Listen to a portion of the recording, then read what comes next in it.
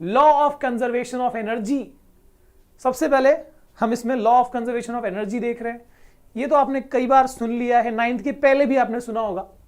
It states that energy can neither be created nor be destroyed. Energy ना तो create हो सकता है, कोई मशीन एनर्जी बना नहीं सकती, ना ही एनर्जी को डिस्ट्रॉय किया जा सकता है guys.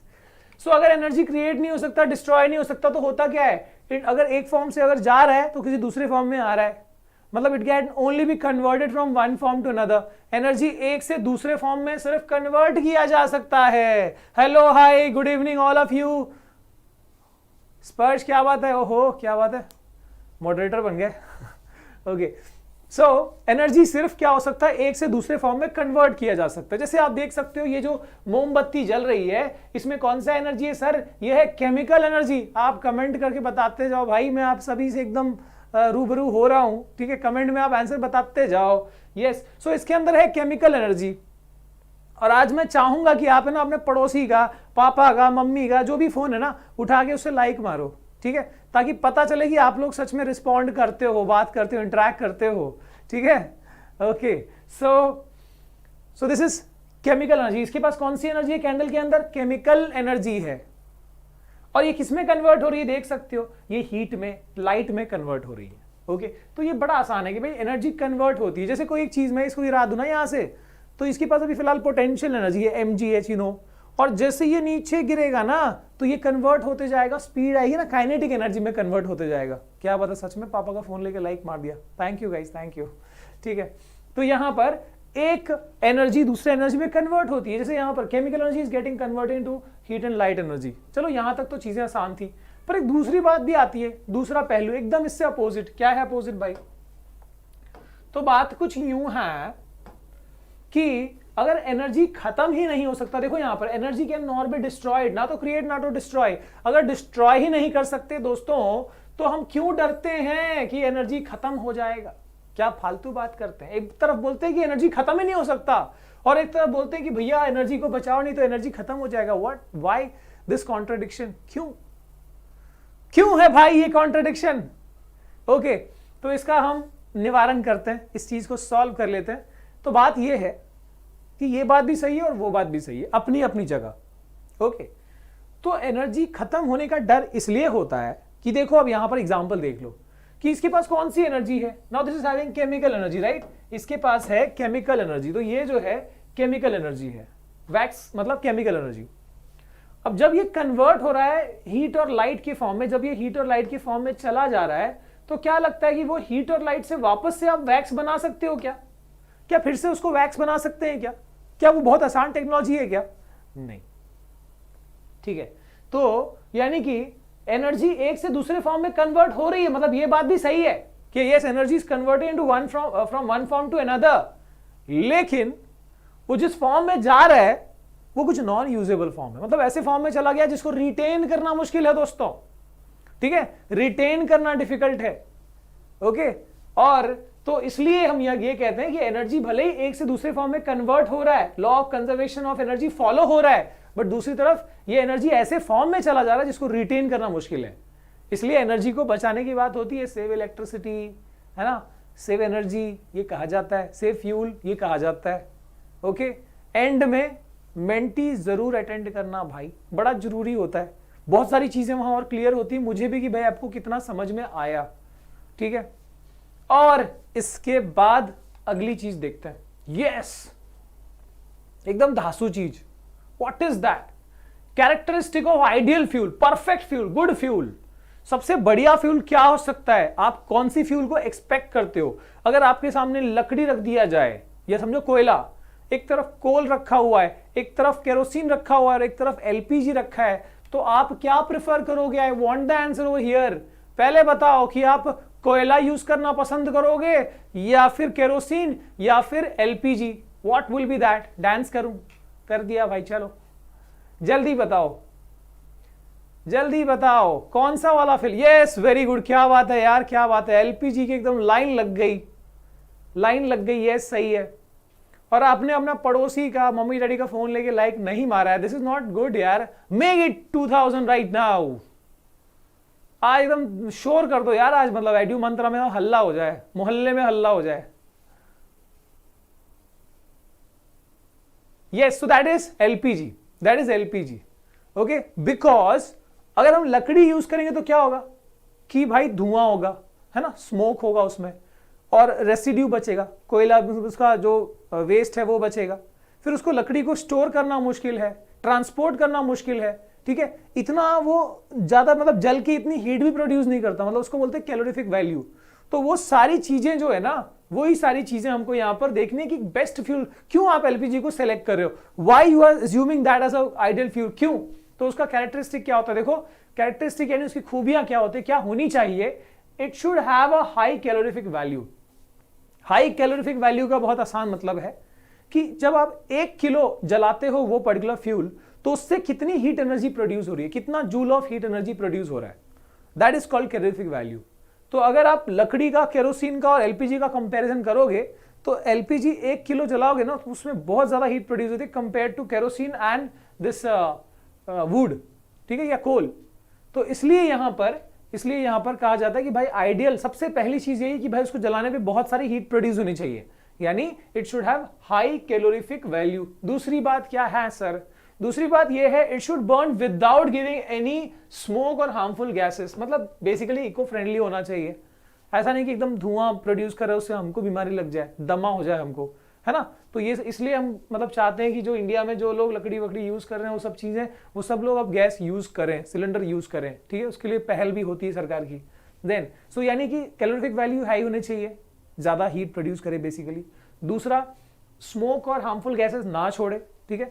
It should have proper ignition temperature, ठीक है, so that it can burn easily. ऐसा नहीं कि उसको जलाने के लिए आपको मतलब एकदम मिसाइल लाना पड़े उसको जलाने के लिए, ठीक है, या कुछ एकदम न्यूक्लियर फिजन करना पड़े, वो जलाना आसान हो, उसका इग्निशन टेम्परेचर मॉडरेट होना चाहिए, मतलब फट से आग लग जाए उसके अंदर, ये भी चीज होनी चाहिए, राइट। हाँ जी। एंड देन और क्या खूबी होनी चाहिए आइडियल फ्यूल की, ये बहुत इंपॉर्टेंट है गाइस, ये वाला बहुत इंपॉर्टेंट सवाल है और मैं हमेशा इंपॉर्टेंट ही पढ़ाता हूं, ठीक है, इधर उधर की ज्यादा बातें नहीं। It should be cheap and easily available, सस्ता भी होना चाहिए और इजीली अवेलेबल भी होना चाहिए। ऐसा नहीं कि वो 1.5 करोड़ का आए और उसको मंगाने के लिए प्रधानमंत्री को फोन करना पड़े, ऐसा कुछ नहीं होना चाहिए, ठीक है, बहुत आसानी से अवेलेबल होना चाहिए। जैसे कि आपको पता है हम एक मतलब एक कॉल करते हैं, एक मैसेज करते हैं, हमारे घर पे भाई एलपीजी आ जाता है, बहुत आसान है, ओके।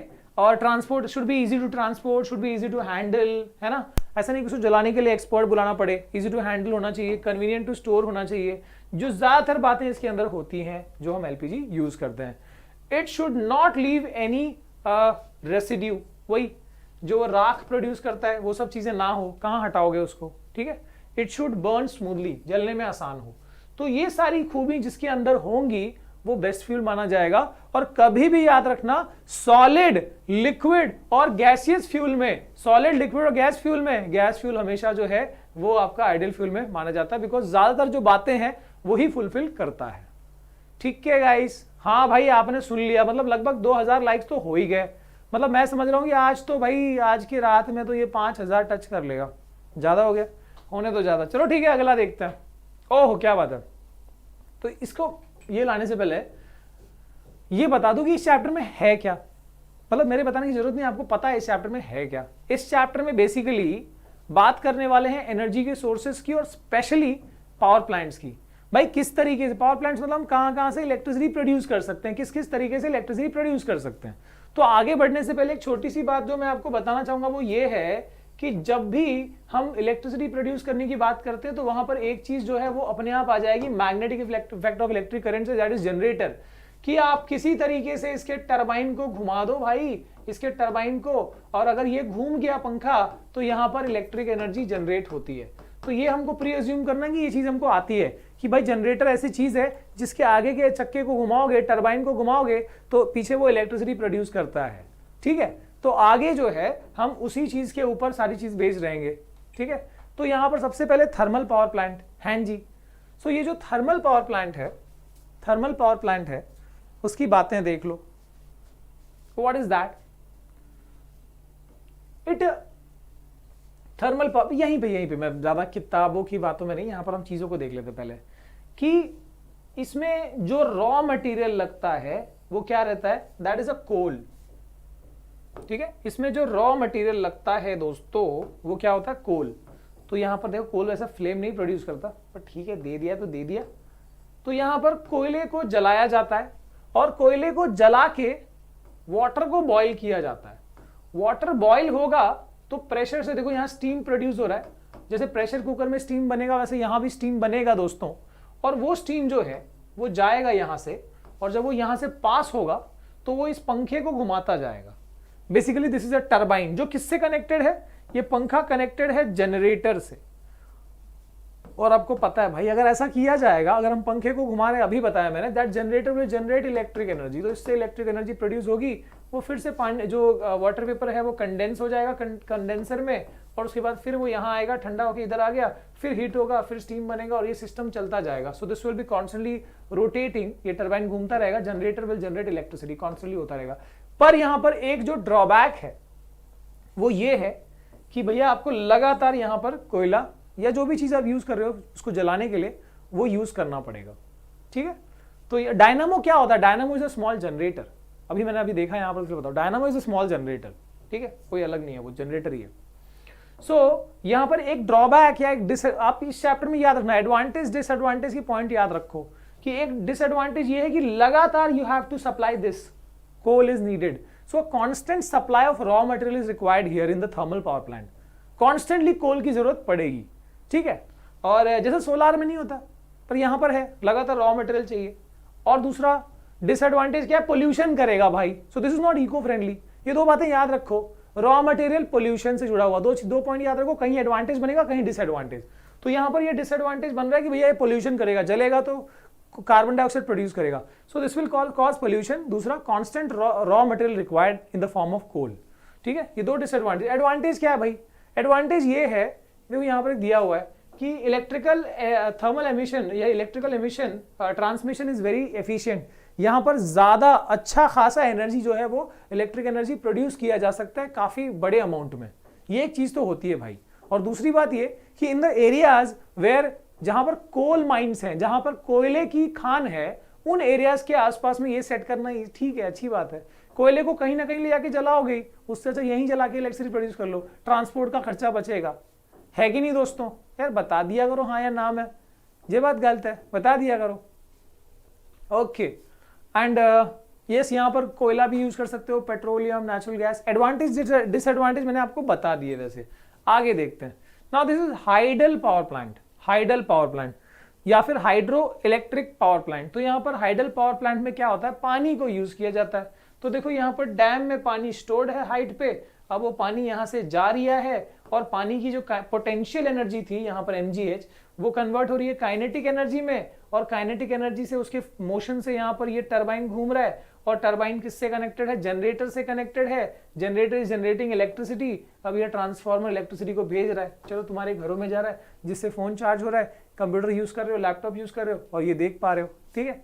तो यहाँ पर बहुत आसान है, यहाँ भी वही चीज है कि भाई किसी तरह से टरबाइन को घुमाया जाए। इस वाले में टरबाइन घुमाने के लिए स्टीम की प्रेशर यूज कर रहे थे, यहाँ पर टरबाइन को घुमाने के लिए पानी का जो प्रेशर है, उसका जो काइनेटिक एनर्जी है वो यूज हो रहा है, और यहाँ पर ये टरबाइन घूम रहा है, इलेक्ट्रिसिटी जो है जनरेट हो रही है। बहुत सिंपल सी बात है यार, किसी तरीके से आपको करना क्या है, जनरेटर का जो टरबाइन है, ये जो पंखे हैं उसको घुमाना है, दिस इज कॉल्ड टरबाइन को घुमाना है, दूसरी तरफ इलेक्ट्रिक एनर्जी प्रोड्यूस होती जाएगी, दैट्स इट, ठीक है। अब जो यहाँ पर डिसएडवांटेज था, क्या था कि कॉन्स्टेंटली यहाँ पर raw material in the form of coal needed है और पोल्यूशन करता है, इधर नहीं है। So this is not causing pollution, है ना तो कोई चीज जल रही है, सो पोल्यूशन नहीं कर रहा, और कॉन्स्टेंटली यहाँ पर कोल जैसी कोई रॉ मटेरियल भी रिक्वायर्ड नहीं है। पर यहाँ पर एक डिसएडवांटेज है भाई, दिस इज हैविंग, मतलब this is involving high cost of setup. ये इतना आसान नहीं है, छोटी सी पाइप नहीं लगानी, यहाँ पर नाली नहीं लगानी गटर की, ठीक है। तो यहाँ पर काफी बड़ा सेटअप है ना, बड़े डैम बनाने पड़ते हैं, सब चीजें सेट करनी होती है। So this is involving high cost. इसका लिमिटेशन क्या है भैया कि ये हाई कॉस्ट ऑफ सेटअप है। और आप बताते हो, सोचते जाओ, देखो ये चीज आपको डेवलप करनी है, एक से दूसरे में कंपेयर करना है। एडवांटेज क्या है, water is free of cost, water is free of cost, ठीक है। सेटअप में कॉस्ट लगने वाला, वाटर फ्री ऑफ कॉस्ट है, ठीक है। These plants are pollution free obviously, and construction of dam helps to control flood. मतलब एडवांटेज है कि भैया डैम बनेगा तो फ्लड कंट्रोल होगा, बट डिसएडवांटेज क्या है कि उसके डैम को अपने आप में बनाने में भी ड्रॉबैक है भाई, रिहैबिलिटेशन करना पड़ता है, हाई कॉस्ट ऑफ सेटअप है, ठीक है। For running these plants a large amount of water is required, ज्यादा पानी चाहिए, ठीक है, ये अपने आप में डिसएडवांटेज भी है, फ्री है पर ज्यादा पानी नीडेड है। इसके बाद construction of dam needs a lot of investment, जो मैं तब से बोल रहा था, ठीक है, बहुत सारी इन्वेस्टमेंट चाहिए। ओके, इसके बाद construction of dam affects the flora and fauna, मतलब प्लांट्स एंड एनिमल्स को अफेक्ट करता है। ओके गाइस, इसके बाद now we have wind mill, wind mill पवन चक्की, हिंदी में लिख देते हैं पवन, स्पेलिंग बताना भाई, मेरी स्पेलिंग तो वैसे सही होनी चाहिए, पवन चक्की सही है स्पेलिंग यार, बोल दिया करो कभी कभी, ठीक है। तो यहां पर बहुत आसान है, यहां पर मतलब सिर्फ क्या करनी है, हवा चल रहा है और हवा से क्या हो रहा है, ये घूम रहा है, और ये actually this is a turbine जिसके पीछे लगा हुआ जनरेटर, जनरेटर क्या करेगा, इलेक्ट्रिक एनर्जी को जनरेट कर रहा है। तो ऐसे एक एक विंड मिल जो है इलेक्ट्रिक एनर्जी जनरेट कर रहे हैं, पर एक विंड मिल बहुत ज्यादा एनर्जी जनरेट नहीं करेगा, तो कई सारे विंड मिल जो है देखो यहां सेट किए गए हैं, और ऐसे एरिया को जहां कई सारे विंड मिल लगाए जाते हैं, ऐसे एरिया को कहते हैं विंड फार्म। तो ये अपने आप में एक डिसएडवांटेज को पॉइंट बना सकते हो कि one wind mill can not produce a viable amount of large amount of energy, एक विंड मिल बहुत सारी एनर्जी प्रोड्यूस नहीं कर सकता। देखो मैं हर एक में मैं एडवांटेज डिसएडवांटेज फोकस कर रहा हूं, बाकी इसमें वर्किंग तो कुछ खास है नहीं, है ना। तो यहां पर यही भी पॉइंट डिसएडवांटेज लिमिटेशन में कह रहा हूं, because one wind mill can not produce a viable amount of energy, बहुत ज्यादा एनर्जी प्रोड्यूस नहीं कर सकता, इसलिए हमको क्या करना पड़ता है, we need to set a lot of windmills, बहुत सारे विंड मिल सेट करने पड़ते ताकि एक शहर को रोशन किया जा सके, ठीक है। तो इसलिए बहुत सारा लैंड जो है वहां पे नीडेड होता है, तो हमको विंड फार्म सेट करने होते हैं, ठीक है। तो ये एक डिसएडवांटेज हो गया कि बहुत सारी जमीन लगती है। और दूसरा डिसएडवांटेज ये हो गया कि ये जो हवा की स्पीड है ना, ये जो विंड की स्पीड है ना, ये मिनिमम टू मिनिमम कितना चाहिए, 15 kilometre per hour. So the least speed, the at least speed of the wind needed here is 15 kilometre per hour. उससे कम स्पीड रहेगी तो ज्यादा एनर्जी प्रोड्यूस, ज्यादा इलेक्ट्रिसिटी प्रोड्यूस नहीं हो पाएंगी। एडवांटेज क्या है सर, एडवांटेज ये है कि this is renewable source of energy, renewable है भैया, मतलब क्या, मतलब ये है कि इसमें अपन को कोई रॉ मटेरियल नहीं लग रहा, अपन बार बार ये चीज तो लगातार हमको मिलती रहेगी, ठीक है ना, ये लगातार हवा तो चलती रहेगी, तो रिन्यूएबल सोर्स है, अच्छी बात है। No raw material required, again advantage, एक और इसमें आप लिख सकते हो कि नो रॉ मटेरियल रिक्वायर्ड, जैसे कोयला वोयला कुछ ऐसा मटेरियल लगता नहीं है, ठीक है। So this is another advantage. It is eco friendly, obviously this is not causing pollution, इससे कोई धुआं नहीं छूट रहा, तो पोल्यूशन नहीं कर रहा, ठीक है। एक पॉइंट जो आप यहाँ पर ऐड कर सकते हो, मैंने यहाँ पर डिसएडवांटेज में कहा कि 15 की स्पीड कम से कम चाहिए, 15 किलोमीटर पर आवर की स्पीड चाहिए। और बात क्या है, और एक बात ये है कि this is involving high cost of maintenance, ये बात आप लिख सकते हो, ठीक है। हाई मेंटेनेंस कॉस्ट मतलब क्या होता है कि इसमें देखो हवा पानी सब कुछ लगता रहेगा, जंग लगता रहेगा, तो उसको लगातार ऑयलिंग ग्रीसिंग करना पड़ेगा ना, ताकि वो फ्रीली चले, क्योंकि जितना मूव करेगा उतनी इलेक्ट्रिसिटी प्रोड्यूस होगी। So high maintenance cost is involved, ठीक है। एक्सपेंसिव प्रोजेक्ट, बहुत सारे विंडमिल सेट करने एक्सपेंसिव है, और स्पेशली वो खर्चा कहाँ लग जाता है, मेंटेनेंस में। एक बार सेटअप कर दिया तो ऐसा नहीं कि उसको बस वन टाइम सेटअप हो गया वो सोलार की तरह, ठीक है। तो यहां पर हमको लगातार मेंटेनेंस भी चाहिए होता है।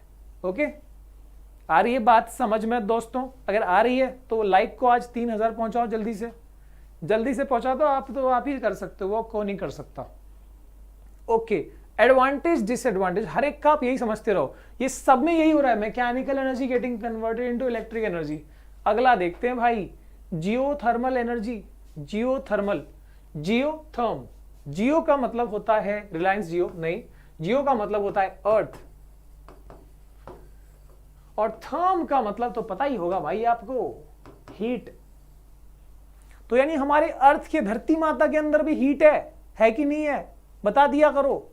धरती माता के अंदर है नहीं, आपको पता है यहां पर कि हमारा जो अर्थ है उसके सेंटर में ये जो है, दिस इज कॉल्ड कोर, है ना, ये कोर है, साइड में ये क्रस्ट है, ये जो सेंटर में है कोर है, और ये पूरा मोल्टन, बहुत सारी हीट है वहां पर, मोल्टन रॉक लावा जो है वो वहां पर है, मैग्मा है। लेकिन ये कहीं पे क्या होता है, ये लावा जो है वो क्रस्ट के नजदीक है, कहीं पे ये लावा क्रस्ट के नजदीक है। So what are those points called, वहीं से वो जो वोल्केनिक एरप्शन सब होते हैं ना उन्हीं जगहों से, those points are called hotspot. क्या बोलते हैं उनको? हॉटस्पॉट बोलते हैं, ठीक है। हॉटस्पॉट, सच में ये हॉटस्पॉट है, ये वाईफाई हॉटस्पॉट नहीं है, ये सच में हॉट है, ठीक है ठीक है, तो गर्म है। तो यहां पर अब क्या हो रहा है कि जब जहां पर भी ऐसी पॉइंट्स हैं, मतलब सब जगह, एक डिसएडवांटेज यहां पहले ही बना लो कि ये सब जगह नहीं होगा, जहां पर हॉटस्पॉट है वहां पर हो पाएगा। सो this is again a disadvantage geothermal का कि this can not be set up everywhere.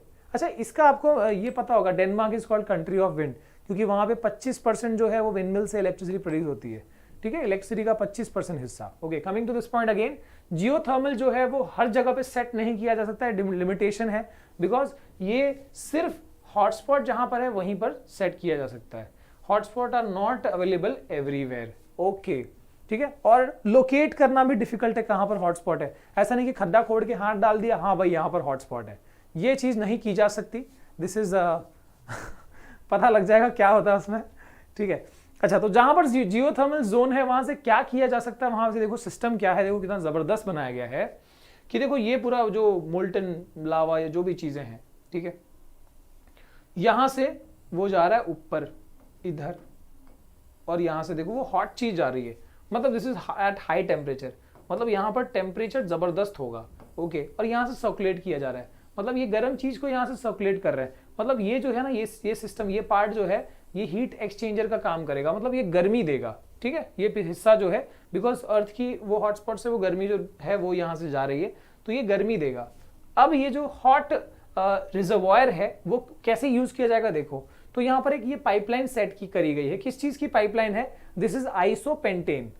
ठीक है, आइसोपेंटेन जो केमिकल है उसका पाइपलाइन है। अब इससे क्या होता है ना कि ये जो है इतनी गर्मी से ये वेपर में कन्वर्ट हो जाता है। ठीक है, जैसे पानी जो है बॉईल करते हैं वैसे ये भी बॉईल होता है, यहाँ लिक्विड में है और इधर जाते ही बॉईल हो जाएगा, और जब ये स्टीम बन जाएगा तो प्रेशर से जाएगा इधर, और जब ये प्रेशर से जाएगा तो यहाँ पर तो कुछ छोटी छोटी टर्बाइंस लगी है, ये टर्बाइंस को रोटेट करता हुआ यहाँ से निकलेगा ऐसे, तो बेसिकली ये सब सर्कुलेट हो रहा है। ठीक है, यहाँ से कंडेंस होकर आ रहा है, लिक्विड बन जा रहा है, फिर यहाँ से गर्म होकर फिर वो गैस बन जा रहा है, फिर प्रेशर से गैस बन गया, प्रेशर हाई हो गया, बहुत सारा स्पेस ले रहा है वो, और फिर प्रेशर से आया, इसको घुमा दिया, फिर लिक्विड बन गया, ठंडा हो गया, और इस तरीके से लगातार ये यहाँ से यहाँ ट्रेवल कर रहा है, उसको घुमाता हुआ जा रहा है। जब टरबाइन घूमेगी, जब ये टरबाइन घूमेगा तो ऑब्वियसली जिससे वो जनरेटर से कनेक्टेड है, that generator will generate electric energy, जो यहाँ से आगे से ट्रांसमिशन के काम में आएगा। दोस्तों, नाउ आई कैन सी 1613 बच्चे। तो भाई जो नए बच्चे जुड़े हैं, आज मैंने एक प्रतिज्ञा ली है कि आज हम 3000 लाइक बनाएंगे, तो उसको बना दो जल्दी, आगे बढ़ते हैं। हाँ, थोड़ा पानी पी लें यार, पानी पी लिया जाए। आज मेंटी भी है दोस्तों, तो आज के मुख्य समाचार है कि आज हम सोर्स ऑफ एनर्जी पढ़ रहे हैं। बहुत एनर्जी से बोल दिया तो पानी की जरूरत पड़ रही है।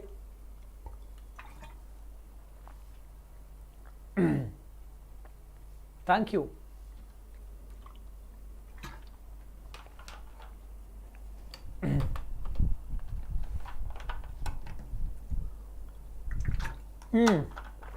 तो हो गया पानी सेशन। तो भैया लोग अब हम शुरू कर पानी। तो यहां से हम यहां पर का सॉरी अपनी भाषा में आ गया मैं। तो यहां पर जो जियोथर्मल वाली जो हीट है वो यूज हो रही है इस आइसोपेंटेन को लिक्विड से वेपराइज करने के लिए। वेपर प्रेशर में आ रहा है, टरबाइन को घुमा रहा है, जनरेटर इलेक्ट्रिसिटी जनरेट कर रहा है। ओके, मैंने एक डिसएडवांटेज ऑलरेडी बता दिया। एक तो ये है कि भाई हॉटस्पॉट ये हर जगह पे होगा नहीं, जहां पर वो लावा क्रस्ट के नजदीक है, इधर हमारा अर्थ है, क्रस्ट के नजदीक जहां पर लावा है वहीं पर ऐसी चीजें सेट की जा सकती हैं। And it is difficult to locate those hotspots, and these hotspots are not present everywhere, हर जगह प्रेजेंट नहीं है भाई लोग। तो भाइयों बात को समझो। एडवांटेज क्या है? एडवांटेज देखो, it can be operated round the clock. अब भाई दिन हो या रात, लावा तो लावा है, यानी दिन रात में ये इलेक्ट्रिसिटी प्रोड्यूस करता ही जाएगा। वाह, it is and eco friendly क्यों? कोई थोड़ी ना तुम जला रहे हो यहाँ पर, है कि नहीं? हम कोई कोयला वोयला तो जला नहीं रहे, है कि नहीं? तो यहाँ पर इको फ्रेंडली भी हो गया। It is renewable source. अरे अर्थ की, धरती माता की गर्मी है, लगातार रहेगी, हमेशा मिलता रहेगा, ये प्रोसेस हमेशा चलता रहेगा। The cost of operation is half of the cost of electricity from burning coal. तो मतलब जो जहाँ थर्मल पावर प्लांट में जो कॉस्ट लगता है उससे तो भाई आधे कॉस्ट में ये चीज सेट हो जाएगी। बस यही दिक्कत है कि भाई जहां पर हॉटस्पॉट होंगे, जहां पर ऐसी लावा क्रस्ट के नजदीक होगा, वहीं पर ये चीजें सेटअप की जा सकती हैं भाइयों। So kindly focus on the advantage and disadvantage, ठीक है? Okay, and this is ocean thermal energy power plant. वाह, और देखो ओशन थर्मल, देखो उसमें भी क्या है, ओशन है, ओशन मतलब पता ही है आपको, ओशन भाई समुद्र वमुद्र जो भी कह दो, और ये थर्म, ओशन की हीट, ओशन में कहाँ हीट है सर, वहां कहाँ हॉटस्पॉट है। तो बात ये है, एक बात समझ के रखो कि जब हम गहराई में जाते हैं, तो जब आप 1 किलोमीटर की गहराई में जाते हो ना, तो उससे टेम्परेचर का डिफरेंस आता है, कितना पता है आपको, that temperature difference is 10 degree Celsius. तो अगर हम 2 किलोमीटर की गहराई में गए, 2 किलोमीटर, तो कितना हो जाएगा वो difference, that difference will be 20 degree Celsius का डिफरेंस होगा। ओके, तो बोलने का मतलब ये है कि अगर ऊपर का रिजर्वॉयर, ठीक है, अगर देखो जैसे यहाँ पर ऊपर का रिजर्वॉयर 25 डिग्री सेल्सियस पे है, मतलब ऊपर गर्म क्यों है, क्यों ऊपर सन की रेज आ रही है ना, सन रेज आ रही है, तो ऊपर टेम्परेचर थोड़ा ज्यादा है, बट जितना नीचे जाओगे सनरेज कम पहुंचेगी वहां पर, और उस डिफ्यूज सनरेज की वजह से वहां पर टेम्परेचर कम होगा। तो मान लो कि यहाँ पर, यहाँ से हम बस ज्यादा नहीं 2 किलोमीटर की गहराई में गए, और 2 किलोमीटर की गहराई में डिफरेंस कितना आया, 20 डिग्री का। तो यानी ये 25 डिग्री है, और डेप्थ में देखो 5 डिग्री। तो यहाँ पर ठंडी वाटर और यहाँ पर गर्मी वाटर, नीचे ठंडा पानी, ऊपर गर्म पानी। तो हम गर्म पानी को यूज करेंगे कोई चीज को बॉईल करने में। अब जैसे वहां पिछले वाले में हमने, इस वाले में देखो यहाँ पर आइसोपेंटेन लेके बॉईल किया था, वैसे यहाँ पर भी जैसे अमोनिया लिया जा सकता है, तो अमोनिया भी उसकी बॉइलिंग पॉइंट भी कम होती है। अब ध्यान दो, ऊपर की सिस्टम को बाद में समझो, पहले यहाँ पर देखो। तो क्या होगा, ये कंडेंसर है, ये इवेपोरेटर है। क्यों इवेपोरेटर, देखो यहाँ पर जैसे ही ये अमोनिया को पंप किया जा रहा है, अमोनिया को पंप किया जा रहा है, ये लिक्विड फॉर्म में है फिलहाल अमोनिया। जैसे ही ये यहाँ पर जाएगा, गर्म पानी जो है 25 डिग्री का पानी अमोनिया को बॉईल कर देगा। अमोनिया एक वोलेटाइल लिक्विड है, वोलेटाइल सब्सटेंस है, तो जल्दी से बॉईल हो जाता है, इतनी टेम्परेचर पे वो बॉईल हो जाएगा। मतलब अमोनिया जो है यानी NH3, वो लिक्विड से यहाँ जो ये काइंड ऑफ हीटर कह सकते हो या इवेपोरेटर कह सकते हो, तो ये गर्म कर दिया अमोनिया को इस पानी ने, 25 डिग्री वाले पानी ने, और यहाँ पर ऊपर जो अब अमोनिया आ रहा है वो क्या है, गैस है। तो now this is NH3 is in the form of gas. और ऑब्वियसली आपको पता है कि लिक्विड जब गैस बनता है तो वो ज्यादा जगह लेता है, तो मतलब प्रेशर हाई हो जाएगा। तो वो हाई प्रेशर से यहाँ जाएगा और यहाँ टरबाइन होगी, टरबाइन को घुमाएगा और टरबाइन घूमेगा तो जनरेटर कनेक्टेड होगा, जनरेटर विल जनरेट इलेक्ट्रिसिटी। तो इलेक्ट्रिसिटी मिलती जा रही है, ठीक है। बस किस तरह देखो, प्रेशर से टरबाइन घूम रहा है, ये जो अमोनिया का प्रेशर टरबाइन को घुमा रहा है, और फिर अमोनिया यहाँ से निकल लिया, अमोनिया यहाँ से निकल लिया, अभी फिलहाल वो गैस है ना। अमोनिया देखो यहाँ पर फिलहाल तो यहाँ से यहाँ तक तो गैस था, प्रेशर में एकदम दौड़ा। उसके बाद यहाँ पर क्या हुआ कि ये जो पार्ट है ये कंडेंसर है। कंडेंसर मतलब क्या होता है, जो चीजों को कंडेंस करेगा, जो गैस को कंडेंस करके लिक्विड बनाएगा। तो अब यहाँ जो अमोनिया गैस है वो कंडेंस कब होगा, आपको पता है कि जब टेम्परेचर कम होगा, मतलब कोई ठंडी चीज डालनी पड़ेगी। तो वो ठंडी चीज क्या होती है, ये जो कोल्ड वाटर, जो नीचे का कोल्ड वाटर है, ठीक है, 5 डिग्री वाला, वो यहाँ से पास करेंगे। तो अमोनिया का रिजर्वॉयर देखो, जो पाइपलाइन है उसके आसपास से जब ये पानी पास होगा तो अमोनिया गैस से क्या बन जाएगा, फिर लिक्विड बन जाएगा। सो अगेन दैट अमोनिया यानी NH3 विल बिकम लिक्विड, और फिर वो लिक्विड जो है यहाँ से पंप किया जाएगा और फिर ये हॉट रिजर्वॉयर में जाएगा, फिर गैस बन जाएगा। गैस प्रेशर में फिर टरबाइन को घुमाएगा, जनरेटर विल जनरेट इलेक्ट्रिसिटी, फिर वो गैस यहाँ जाके वो ठंडी पानी से कूल हो जाएगा। एंड दिस सिस्टम, दिस हमारे ओशन का जो हीट है, ओशन का जो टेम्परेचर वेरिएशन है, उसको यूज किया जा रहा है बच्चों, किस काम के लिए, उसको यूज किया जा रहा है एक लिक्विड को क्या करने के लिए, बॉईल करके, और उससे, उसके स्टीम से या उसके वेपर से के प्रेशर से टरबाइन को घुमा के इलेक्ट्रिसिटी जनरेट करने का काम कराया जा रहा है, ठीक है। Thank you guys for those 2.7K likes, thank you, मुझे बहुत पसंद आता है ये चीज देख के, काफी अच्छा लगता है। And this is nuclear power plant, nuclear energy. Nuclear energy के बारे में एक चीज कह सकता हूं भाई, न्यूक्लियर एनर्जी जो होता है ना, भले ही आज थोड़ी मुश्किल है, उसको यूज करने में डिफिकल्टी आती है, पर आगे के डेट में यानी फ्यूचर में यही हमारा एक एनर्जी का सोर्स, जबरदस्त एनर्जी का सोर्स बचेगा। जब इसको हम यूज करने की कला जो है बहुत अच्छे से सीख जाएंगे ना, उस टाइम पे ये हमारे लिए जबरदस्त, जब ये कोल पेट्रोल शायद खत्म हो जाए, उस टाइम पे ये चीज बहुत काम आएगी, ठीक है। एक सोलार और एक न्यूक्लियर, ये बहुत फ्यूचर के लिए जबरदस्त है। So it is the energy possessed by nucleus of atom, यानी किसी भी एटम के, तुमको पता है कि हर एलिमेंट जो है वो बना हुआ है स्मॉलेस्ट पार्टिकल्स, इसको हम एटम कहते हैं, एंड हर एटम का सेंटर को हम न्यूक्लियस कहते हैं, ठीक है। तो हर एटम के सेंटर में न्यूक्लियस है। It is the process due to which energy of nucleus is release. तो यहां पर हम न्यूक्लियर एनर्जी कैसे निकालें वो चीज हम देखेंगे। तो यहां पर न्यूक्लियर एनर्जी जो है 2 रिएक्शन से, 2 प्रोसेस से निकाल सकते हैं। The nuclear reaction 2 process type का, का होता है न्यूक्लियर रिएक्शन। एक होता है न्यूक्लियर फिजन और एक होता है न्यूक्लियर फ्यूजन।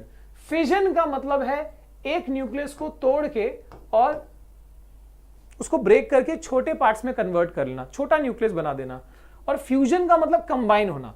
फिजन मतलब ब्रेक होना और फ्यूजन का मतलब जुड़ना। तो यहां पर छोटे छोटे न्यूक्लियस जुड़ के और बड़ा न्यूक्लियस फॉर्म करेंगे। इधर क्या होगा, this is like decomposition reaction, this is like combination, पर ये केमिकल रिएक्शन नहीं है, this is a nuclear process.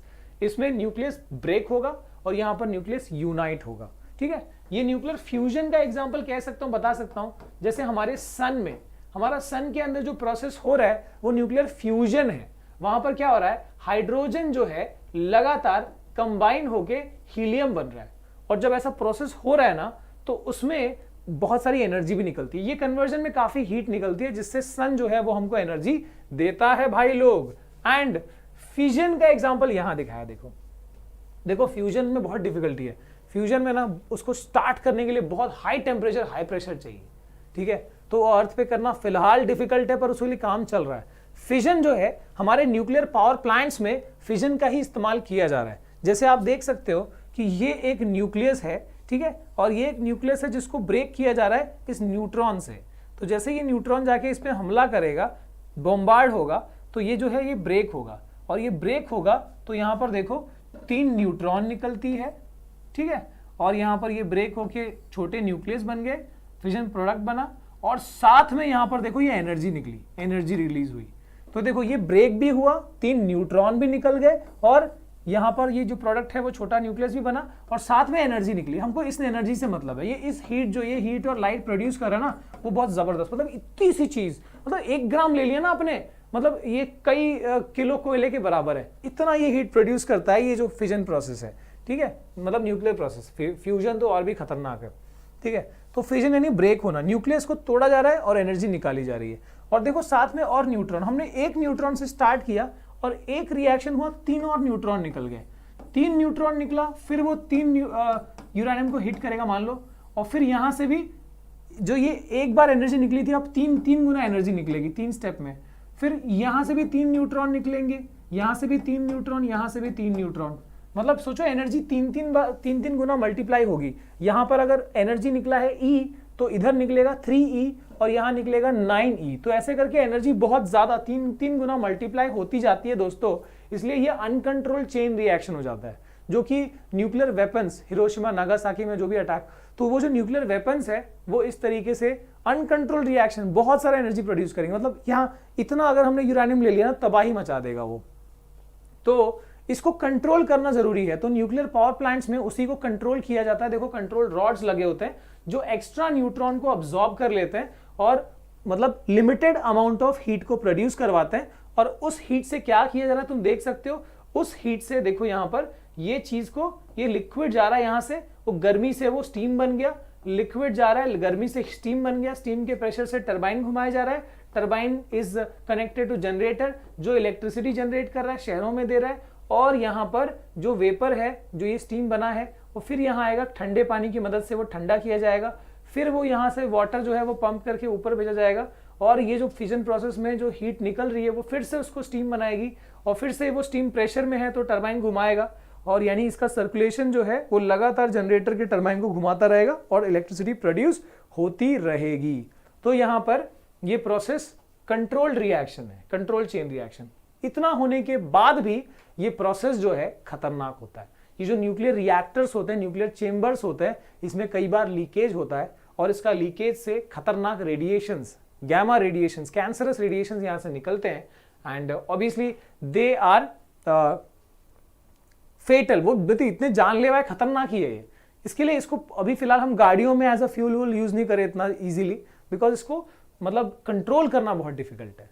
ठीक है, तो यहां पर इसका डिसएडवांटेज यही है कि risk of nuclear waste leakage, risk of nuclear waste leakage, इससे जो लीकेज निकलता है ना वो भी हमारे लिए खतरनाक है। ठीक है, high cost of setting up, ये जो न्यूक्लियर पावर प्लांट है इसको सेट करना होता है पूरे प्रोटेक्शन के साथ, तो इसका कॉस्ट बहुत हाई होता है। ठीक है, एडवांटेज क्या है, this is alternative source of energy due to depletion of fossil fuel. मैंने अभी बताया कि आगे जाके जब पेट्रोल डीजल सारे खत्म हो जाएंगे तब ये चीज बहुत जबरदस्त यूज होगी भाई लोग। और उसके बाद from a small amount of fuel we can produce a large amount of energy. इतू सा यूरेनियम जो है ना, इतू सा यूरेनियम कार को 10 साल तक चला सकता है, इतनी एबिलिटी है उसके पास। सोच लो, मतलब फ्यूचर में तो यही है भाई, यही चीज चलेगी। और देखो जैसे हमारे केमिकल रिएक्शन में क्या होता है, law of conservation of mass, मतलब मास जो है वहां mass of reactant is always equal to mass of product, है ना।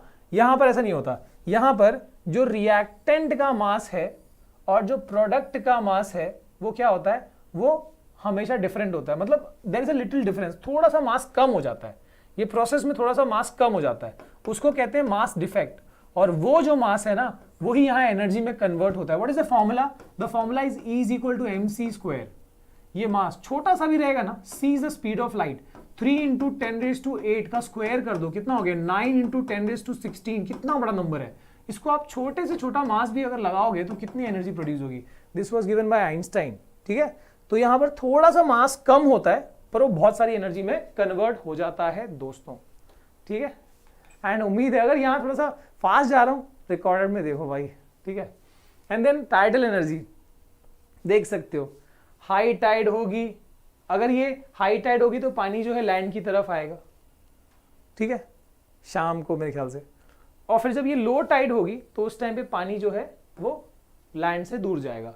दोनों ही सिचुएशंस में क्या होगा, ये इस ब्लेड को घुमाएगा, टरबाइन को घुमाएगा, एंड वो किससे कनेक्टेड है, जनरेटर से, विच विल जनरेट इलेक्ट्रिसिटी, ठीक है। देख सकते हो कई सारे ऐसे पोल्स लगे हैं, सिस्टम्स लगे हैं जो हाई टाइड और लो टाइड में लगातार घूमते रहेंगे एंड उसके मोशन से इलेक्ट्रिसिटी प्रोड्यूस होता रहेगा, ठीक है। लगभग वेव से भी वैसे ही एनर्जी प्रोड्यूस होती है, ओके। और यहाँ पर कई सारी चीजें दी, देखो जैसे टाइडल एनर्जी कहाँ पर इंडिया में देखो, गल्फ ऑफ कच्छ, गुजरात, वेस्ट बंगाल की तरफ प्रोड्यूस किया जाता है, यूज किया जाता है सिस्टम को। एंड अब यहाँ पर डैम्स आर कंस्ट्रक्टेड अक्रॉस, मतलब आपको बताया गया है कहाँ पर ये चीज की जा सकती है। डिसएडवांटेज क्या है, uniform tidal action is not seen, ये टाइडल एक्शन एकदम यूनिफॉर्म नहीं होता, जिस वजह से थोड़ा सा वहाँ गड़बड़ी होती है। अदरवाइज दिस इज ऑल्सो, मतलब ना पोल्यूशन हो रहा है, एडवांटेज क्या है, पोल्यूशन नहीं हो रहा, रॉ मटेरियल नहीं लग रहा, ये सब चीजें आप लगा सकते हो। हाँ भाई लाइक ठोको यार, very good, thank you Gursewak Singh, okay 3000 बन जाएगा मेरे ख्याल से, ओके। तो यहाँ पर ये तो हो गया। इसके बाद सोलार एनर्जी, सोलार एनर्जी तो भाई जबरदस्त है, सन से जो हमको एनर्जी आ रही है। अभी मैं बीच में दिल्ली गया था, मैंने बहुत अच्छी चीज देखी वहां पर कि जो आपका जो फुटपाथ होता है वहां पर इसको सोलार पैनल को लगाया गया है दो काम के लिए। एक तो नीचे जो लोग चल रहे हैं उनको धूप नहीं लगेगी, और दूसरा वो स्पेस यूज हो रहा है, सोलार पैनल लगे, इलेक्ट्रिसिटी प्रोड्यूस हो रही है जो वहां पर रोड्स पे लाइट के लिए यूज किया जा रहा है। बहुत पसंद आया मुझे पर्सनली, ग्रेट, ठीक है। दिल्ली वाला सही है, मतलब होना चाहिए इस तरह की चीजें। मतलब आपके जगह नहीं है ऐसा नहीं बोलो, ऐसी जगह पे जगह है जहां पर उसको यूज। अब जैसे कि एक प्रोजेक्ट मैंने ये सुना था कि नदी का पानी इवेपोरेट हो रहा है, तो उसके ऊपर सोलार पैनल लगा दो कि वो पानी भी इवेपोरेट नहीं होगा और सोलार पैनल लगाने की जगह भी है, तो वो इलेक्ट्रिसिटी प्रोड्यूस भी करेगा। बहुत सारी चीजें ऐसी जो आप यूज कर सकते हो, जबरदस्त चीज है भाई। तो यहाँ पर सोलार पैनल क्या होता है, बहुत जबरदस्त ये काम करता है। सोलार पैनल या solar cell is a device, solar cell ऐसी डिवाइस है जो क्या करता है, it converts light energy into electric energy. याद रखना ये खूबी कैसे है, ये हम पढ़ेंगे 12th स्टैंडर्ड में। बस फिलहाल ये याद रखो कि इसके पास एबिलिटी है कि ये लाइट एनर्जी को इलेक्ट्रिक एनर्जी में कन्वर्ट कर सकता है, तो इसलिए सनलाइट को यूज करके ये उसको इलेक्ट्रिसिटी में प्रोड्यूस मतलब कन्वर्ट कर रहा है। देखो यहाँ प्लस माइनस हो गया, ओके। अब यहाँ पर इसका जो इसमें छोटे छोटे यूनिट्स हैं उनको सोलार सेल कहते हैं। वैसे तो ये सोलार पैनल है, इसके छोटे छोटे यूनिट्स है उसको सोलार सेल कहते हैं। जो एक बेसिक सोलार सेल है वो 0.7 वाट तक की इलेक्ट्रिसिटी प्रोड्यूस कर सकता है, इतने पावर की, ठीक है, 0.7 वाट की।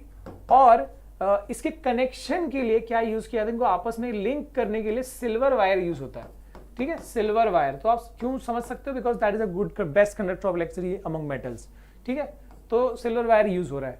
बट ये सब चीजें अब देखो, ये जिस चीज से बनता है वो सिलिकॉन, वैसे सिलिकॉन तो बहुत है अर्थ पे, पर जो सिलिकॉन यहां लगता है वो हाई कॉस्ट करता है, तो हाई कॉस्ट सिलिकॉन लगता है अलॉन्ग विद सिल्वर वायर। तो समझ लो क्या ड्रॉबैक होगा, सिल्वर भी महंगा, ये हाई कॉस्ट सिलिकॉन भी महंगा। So yes that will be limitation, ये है कि भाई दिस इज कॉस्टली, ये क्या है, ये कॉस्टली है। और क्या क्या बातें हैं यहाँ पर इसके अलावा, देखो डिफ्यूज फॉर्म में लाइट रहेगी तो दिक्कत होगी, ठीक है। Light is not available all the times, मतलब रात के टाइम पे तो लाइट अवेलेबल नहीं है सनलाइट, तो क्या होगा, ठीक है। कांस्टेंट रेट से धूप हमेशा एक जैसे कड़क धूप नहीं होती, ठीक है। And it is not available at all the places, उतनी ज्यादा धूप हर जगह पे हमेशा नहीं रहती, ठीक है। इसके अलावा मैंने बताया कि this is involving high cost of setup, one time setup है, कोई रॉ मटेरियल नहीं लगता, लेकिन यहाँ पर हाई कॉस्ट, महंगा होता है panel, silicon, high grade silicone लग रहा है, सिल्वर वायर लग रहा है कनेक्शन के लिए, सो कॉस्ट हाई है। और रात में चलाने के लिए आपको यहाँ पर बैटरी बैकअप, पावर बैकअप की नीडेड जरूरत पड़ती है। एडवांटेज क्या है, पोल्यूशन नहीं हो रहा, इको फ्रेंडली। दूसरा एडवांटेज क्या है, no raw material required, you are not involving any कोयला पेट्रोल ऑलवेज, हर दिन कोयला पेट्रोल नहीं डालना पड़ रहा है यहाँ पर, ठीक है।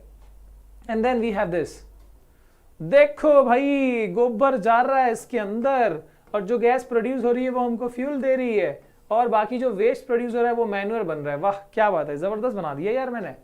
Advantage, biogas plant, biogas plant में क्या होता है कि यहाँ पर ये सिस्टम में इस तरफ से इनपुट दिया जाता है। क्या इनपुट देते हैं, जो भी बायो वेस्ट हैं, बायोडिग्रेडेबल वेस्ट हैं, ठीक है, जैसे कि सूखे पत्ते हो गए, ठीक है, जानवरों की टट्टी हो गई, सॉरी जो काउडंग होता है वो हो गया, ठीक है, जो अपना डंग होता है ह्यूमंस का भी वो यूज होता है। तो इस तरीके से यहाँ पर जो भी बायो वेस्ट है वो ऐड कर देंगे, प्लास्टिक और थर्मोकोल और मेटल मत डालना, ठीक है, वो यहाँ से जाएगा पानी के साथ एकदम, यहाँ माइक्रोब्स उसको क्या करेंगे, उसको फर्मेंटेशन प्रोसेस करेंगे पूरा इस डाइजेस्टर में, जमीन के अंदर बना हुआ सिस्टम होता है, आप देख सकते हो, ठीक है।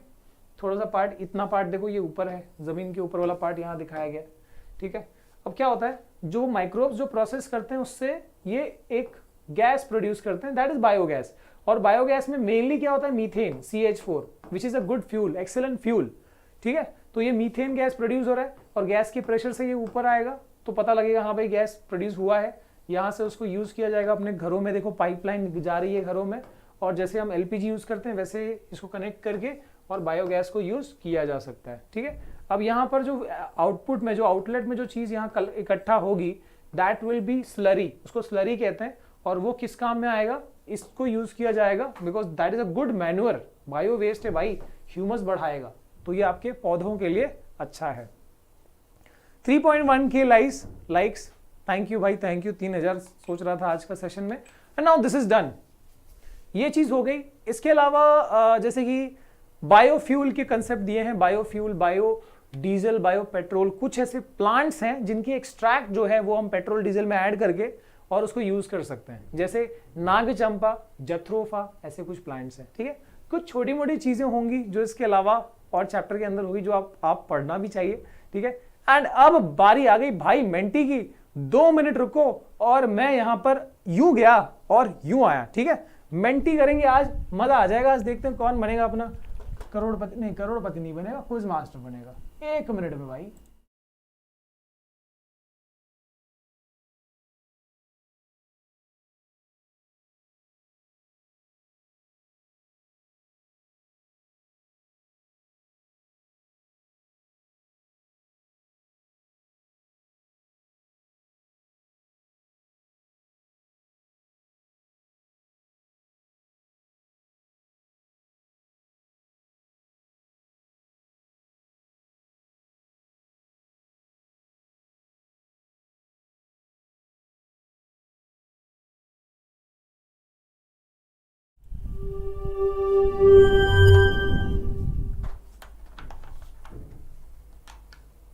यस, तो भाई कोड देख लो क्या है, 382109। फटाफट ज्वाइन हो जाओ, आज का सेशन, आज का क्विज, ठीक है। सेशन में तो मजा आ गया, क्विज में देखते हैं। अब हमारे पास लगभग 1500 बच्चे हैं, और बड़े प्यारे, बड़े समझदार बच्चे हैं यहाँ पर, एड्यू मंत्रा वाले, ठीक है। यस, कमाल है, बच्चे जुड़ना शुरू हो गए। चेक द क्विज भैया, जो लोग नए हैं उनको बता दूं करना क्या होता है। करना ये होता है ना कि अगर आपको इस क्विज में पार्टिसिपेट करना है, यानी भाग लेना है, तो भाग मत लेना, यहां पर देख लेना, इसमें भाग लेना है, पार्टिसिपेट करना है, तो नया टैब ओपन करो, उसमें डालो menti.com। जैसे ये वेबसाइट खोलोगे ना, सीधे बस एक कोड पूछता है आपको, ठीक है। आपको ये कोड डाल देना, आज की सेशन के लिए ये कोड है 382109। कम ऑन गाइस, फटाफट।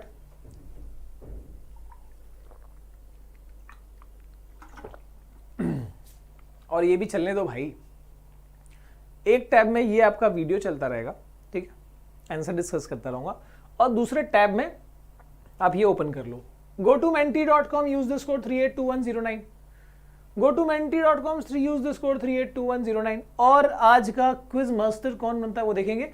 सोर्सेज ऑफ एनर्जी पे सवाल होंगे, बहुत मस्त मजा आएगा, और आप कुछ चीजें कितने सीखे वो पता चल जाएगा।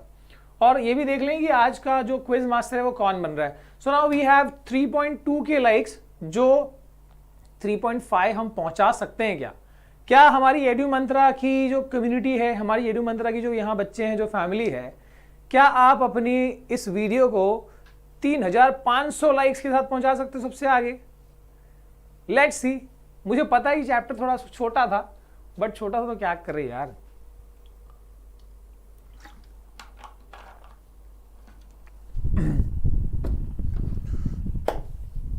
चलो जुड़ गए भाई। हाँ, सो नाउ वी हैव 684 बच्चा लोग जुड़े हुए, बाकी लोगों को टेक्निक नहीं आई। हाँ, नाउ वी हैव, हाँ कमाल है, कमाल है जी, कभी 800 हो रहा है, कभी 600 हो रहा है यार, गेम खेल रहे हो तुम लोग मतलब।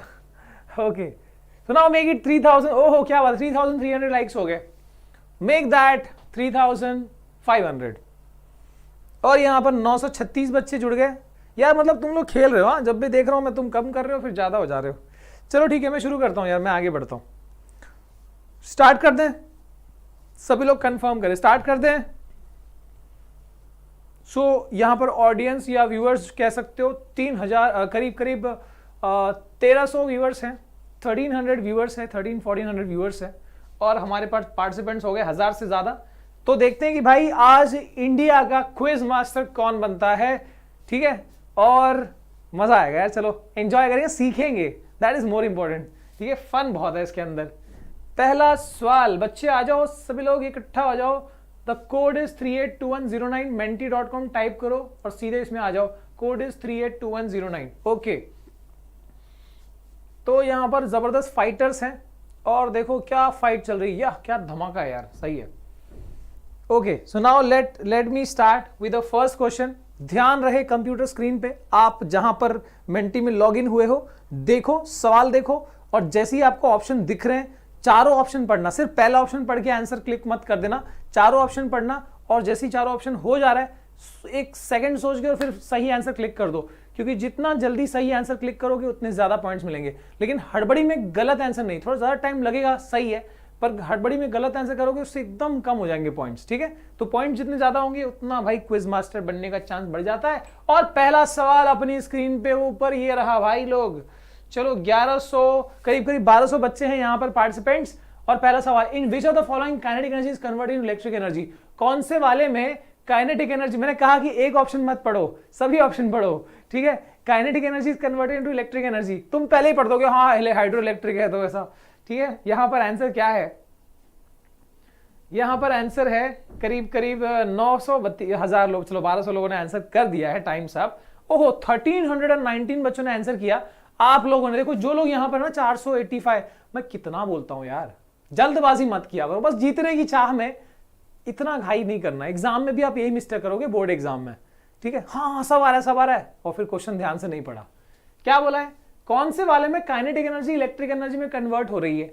हर जगह पे हो रही है। देखो हाइड्रो में वाटर की काइनेटिक एनर्जी से इलेक्ट्रिक एनर्जी बन रही है, यहां पर टाइडल वाले में टाइड्स की काइनेटिक एनर्जी से इलेक्ट्रिक बन रही है, विंड में विंड की काइनेटिक एनर्जी इलेक्ट्रिक में कन्वर्ट हो रही है। तो इसका आंसर था ऑल ऑफ दीज, ठीक है। जल्दबाजी करते हो बस तुम। तो देखते हैं भाई 1319 बच्चों में 305 ही सही हुए, मतलब करीब करीब 1000 बच्चे गलत हो गए, ये तो गलत बात है भाई। अगला सवाल, कोई नहीं, अब के सवाल ध्यान से देखो, ठीक है। चांसेस है आपके अभी बने हुए, ध्यान से देखो, जल्दबाजी मत करो। क्विज मास्टर तो बनना है, नहीं बनना है तब भी सीखना है। वी हैव करीब 1500 बच्चे वॉचिंग दिस इवेंट। और आज में हमारे इंडिया में कौन बनने वाला है आज का क्विज मास्टर, देखते हैं भाई। क्या हो गया मिंटी भैया, क्या हो गया? ऐसा ना करना भाई यार, ऐसा ना करना यार, मतलब अभी तो सिर्फ 1200-1500 बच्चे हैं। आज फिर से हमने मिंटी की घंटी बजा दी आपने।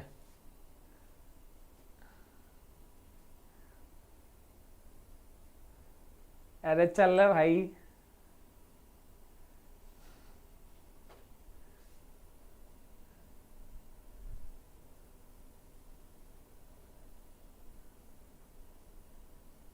ओ हो।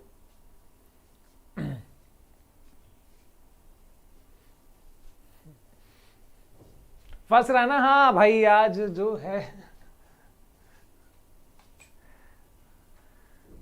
आज मिंटी भाई थोड़े स्लो है।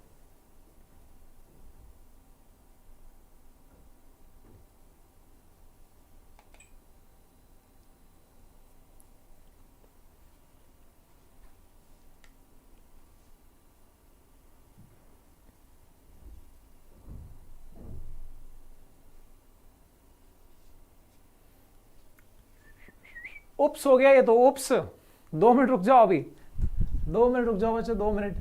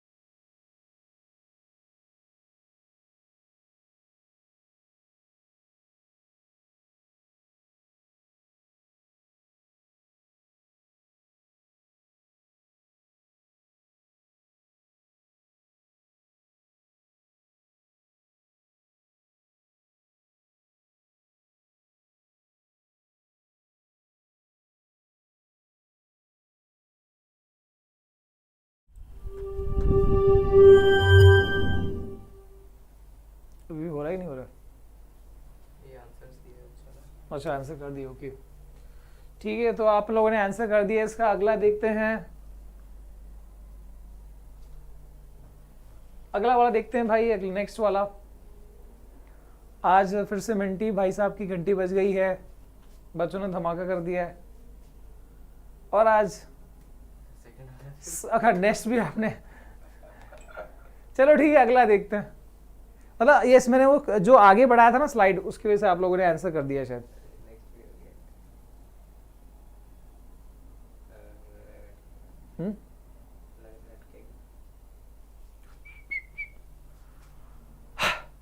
ये क्या हो रहा है? ये ऐसा कुछ हो रहा है कि हम जो है अटक रहे हैं इस पॉइंट पे, अटक रहे हैं। गाइस थोड़ा सा सब्र करो, थोड़ा सा सब्र करो। मैं इसको पहले क्लियर कर दूं, पहले आपका ढक्कन बंद कर देता हूं। यस, चलो भाई मेंटी, ऐसा ना करो।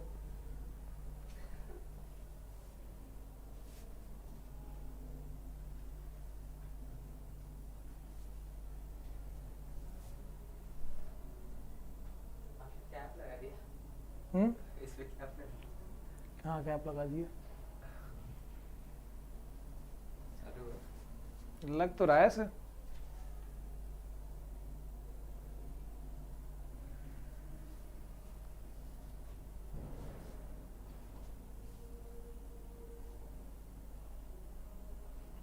नेक्स्ट क्वेश्चन है क्या? कोशिश तो हो रही है, नहीं आ पाएगा लगता आज। तो गाइस आज तबाही हो चुकी है यार, मतलब सोर्स ऑफ एनर्जी में कौन करता है ऐसे? ठीक है, तो ये वाले में मैं कोशिश करता हूँ इसको आगे बढ़ाऊँ, if I can get the result, जितने सवाल हुए हैं उसके ऊपर। बट यहाँ पर ये बहुत अटक रहा है। वो जो बोट होता है उसमें चेक करना। हाँ, मेंटी की घंटी बज गई है। आप लोगों ने, मतलब 1500 बच्चों में ऐसा हो गया यार। कम से कम रिजल्ट आ जाए इतने सवालों का।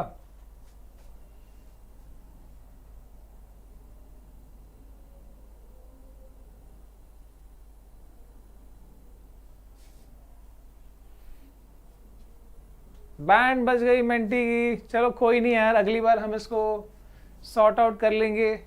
ये भाई साहब परेशान हो गए, ठीक है, इनके साथ बात होगी और हम इसको चेक करेंगे क्या इशू हो गया है। ओके, सो कोई नहीं, आज सभी में बन गए हमारे क्विज मास्टर, सभी लोगों ने यहाँ पर तबाही मचा दी है, ठीक है गाइस।